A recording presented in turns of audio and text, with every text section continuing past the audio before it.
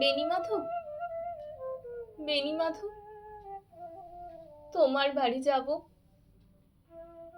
বেণীমাধব, তুমি কি আর আমার কথা ভাবো?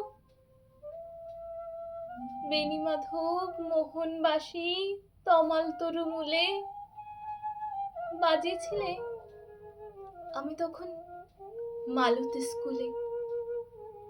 ডেস্কে বসে অঙ্ক করি, ছোট্ট ক্লাস ঘর, বাইরে দিদিমণির পাশে দিদিমণির বর। আমি তখন নবম শ্রেণী, আমি তখন শাড়ি।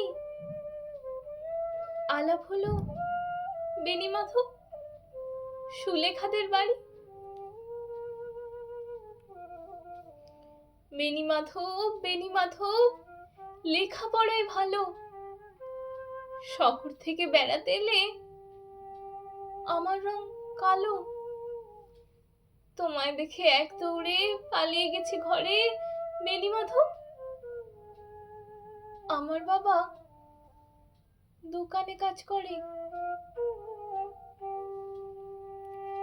কুঞ্জে অলি গুঞ্জে তবু ফুটেছে মঞ্জুরি। সন্ধেবেলা পড়তে বসে অঙ্কে ভুল করি।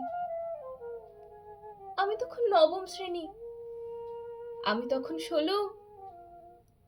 ব্রিজের ধারে বেণীমাধব, লুকিয়ে দেখা হলো।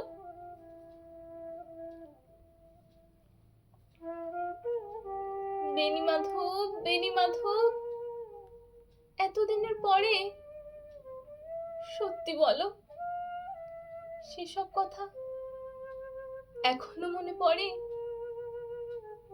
সেসব কথা বলেছো তুমি তোমার প্রেমিকাকে? আমি কেবল একটি দিন তোমার পাশে তাকে দেখেছিলাম আলোর নিচে, অপূর্ব সে আলো। স্বীকার করি দুজনকে মানিয়েছিল ভালো। জুড়িয়ে দিল চোখ আমার, পুড়িয়ে দিল চোখ। বাড়িতে এসে বলেছিলাম ওদের ভালো হোক।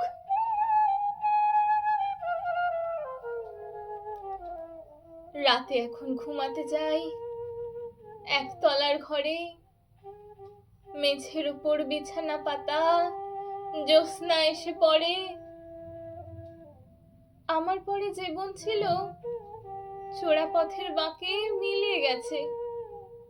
জানি না আজ কার সঙ্গে থাকে। আজ জুটেছে, কাল কি হবে? কালের ঘরে শনি। আমি এখন এ পাড়ার সেলাই দিদিমণি। তবু আগুন বেণীমাধব, আগুন জ্বলে কই? কেমন হবে আমিও যদি নষ্ট মেয়ে হই? কেমন হবে আমিও যদি